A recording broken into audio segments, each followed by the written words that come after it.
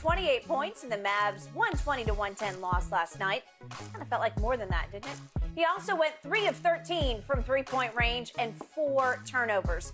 Shannon, did last night raise any concerns for you about Luka's quote-unquote superstar status? No, but it raised concerns with me whether or not Mark Cuban and that coaching staff and that organization is going to be able to put the pieces around Luka in order for him to get back and even go a step further, Skip. Look, he did not shoot the ball well last night. Had he played a little better, Skip, I think when Dinwiddie giving him what he gave them last night, maybe Brunson. Skip, I thought they needed at least two other guys because I knew Luka was going to get at least 20 plus. I believe they needed 2 other guys to be in the 20s. If they could have got Brunson to maybe give them 22 because he struggled shooting the ball last night, to go with Dinwiddie because Dinwiddie was sensational last night. I started calling him Luka Dinwiddie.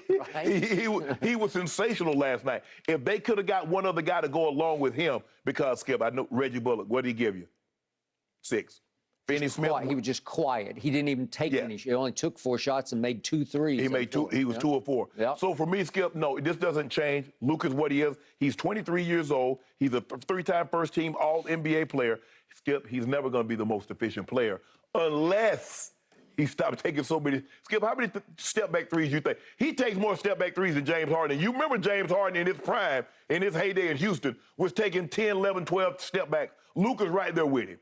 If Luka is not taking more, he's taking as many step-back threes. And when you take that many step-back threes, when you take that many off-balance shots, because a lot of times, Skip, he's just throwing it up hoping to get a foul. Well, if they don't call a foul call, that's just a bad shot. And we saw that last night, Skip, and he gets frustrated. He spends far too much time arguing and debating with officials. Bro, they didn't blow the whistle. If you turn and look at them and open your palms, they're not going to blow the whistle all of a sudden and say, you know what, we missed that call, Luka. Hey, Luka, we got you, bro.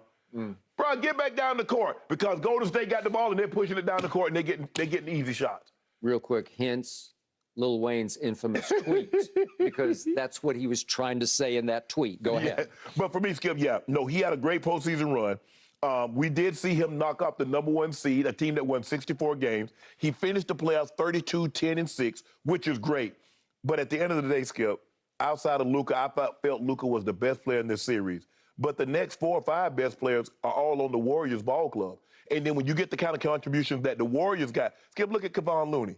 He gave him 10 and 18. Clay. You're talking about 18 rebounds. Yeah, he gave you 10 points, 18 rebounds. That was shocking. And remember what I tell you, Skip. I say, are they going to out-rebound the Golden State Warriors again? The Warriors say, nah, hell no, they're not. We're going to crush them on the glass. Beat them by what, 20? Beat them by 17. They did.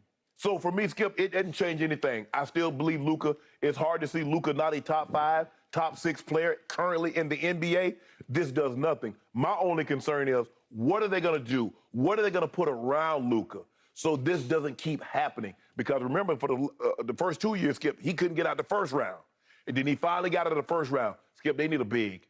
They need a big that can give them something and can control it. They get too small. They went to that small lineup, and Kevon Looney just kept getting rebound after rebound, and Steph Curry kept hitting 3 after 3. Clay hit 3 after 3. Poole 3 after. At some point, it's like, man, later for this. And that's what happened. But no, I still hold Luka in the same high regard after a loss that I did going into the series. And forgive me for this, but I don't.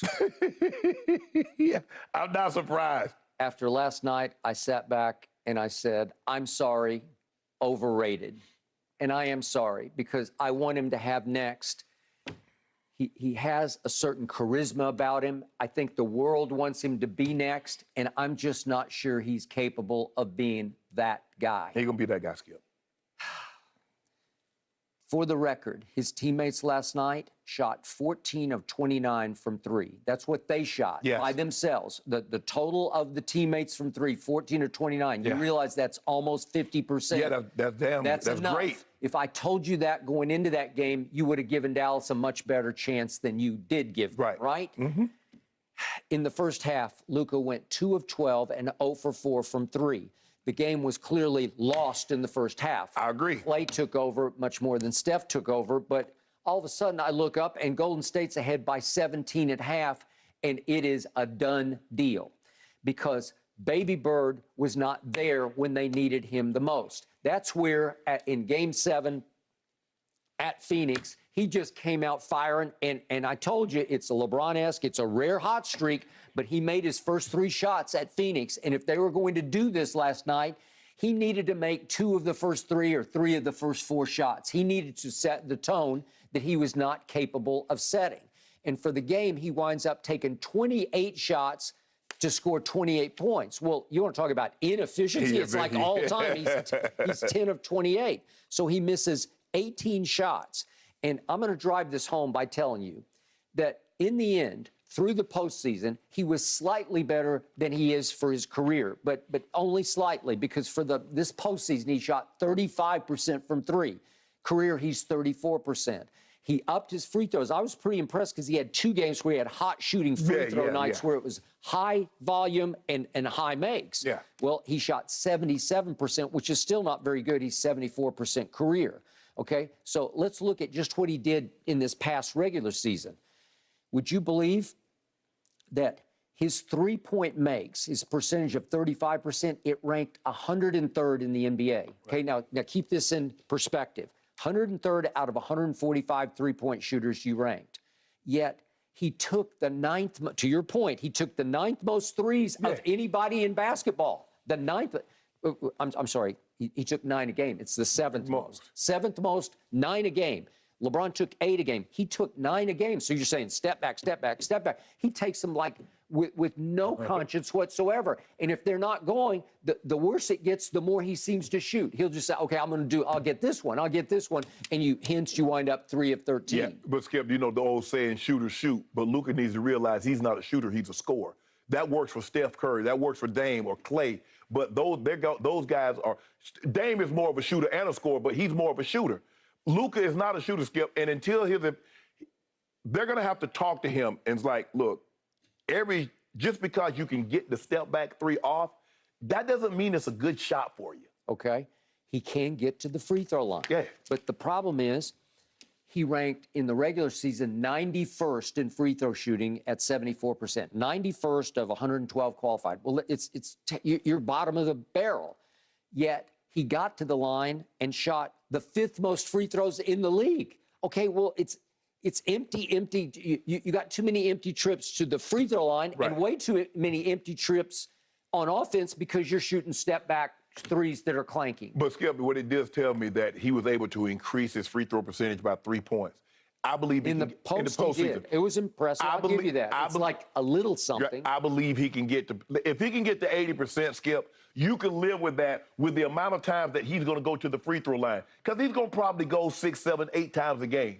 Once he understands that there's a better chance of him getting fouled trying to get in the lane than shooting that step back 3. Yeah, he shot 8 per in the regular season. So that's pretty much what he's going to do. And if he shoots 80% out of that, Skip? If you could get to 80, but he's not to 80. He was in the post at 77. But Skip, look at his numbers in the regular season. He increased everything.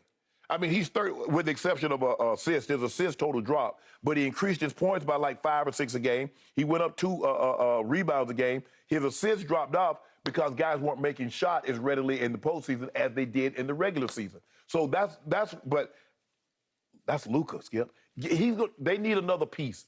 We see the teams that got 2 players. You look at the Celtics. They got 2.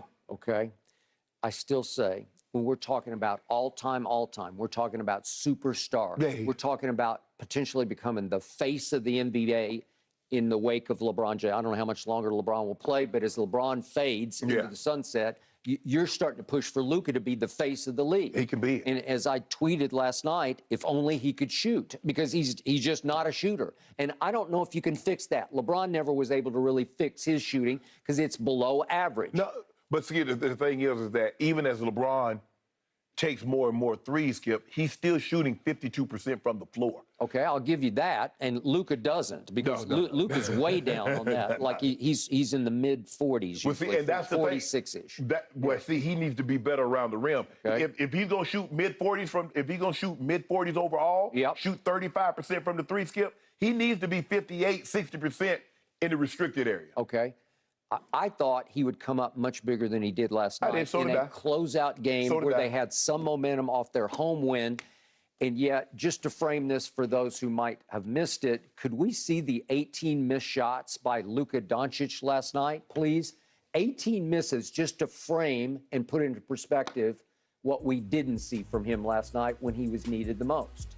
You got to finish that one. You got to finish that one. He's crying to the referee, and now we got step backs. That was woefully short. You got to finish that. Definitely, and he was really. He missed a lot of. He missed a lot of those. But see, that's that was just begging. He was begging. Yep. Wide left, Luka. Now he says, ooh. Left-handed. That got blocked by Draymond. Step back. Step back. Back iron. He's trying to find it. You got to make that one. Usually he makes that shot. And usually, he ate that one. And that's the way he makes that one, and it ticked out. Okay? And now he's shooting step backs off the back iron. And now he's saying, I got to get one of these to fall, and that's wide right. And I got to. That's on for Bielitsa, and it's short. And now he's getting frustrated, and that lips. And now he's getting even more frustrated, and it's front iron. And now up and under. Usually he gets that one over the lip of the rim. And now Looney's on him, so he's got no shot. And he's kicking the chair. Okay, all of which is compounded by the other end of the floor. Yeah. I've been calling him Doncic because there's no D in Doncic. And I thought last night was the most glaring of the entire playoff run because, Shannon, I'm watching him closely on defense, and they hunted him and they exposed him. And as quick as his feet are on offense in the lane, he's got no quick feet on defense. Because you know why, Skip? Because when he has the ball, he knows where he wants to go. But when you're on defense, you're at the mercy of the offender.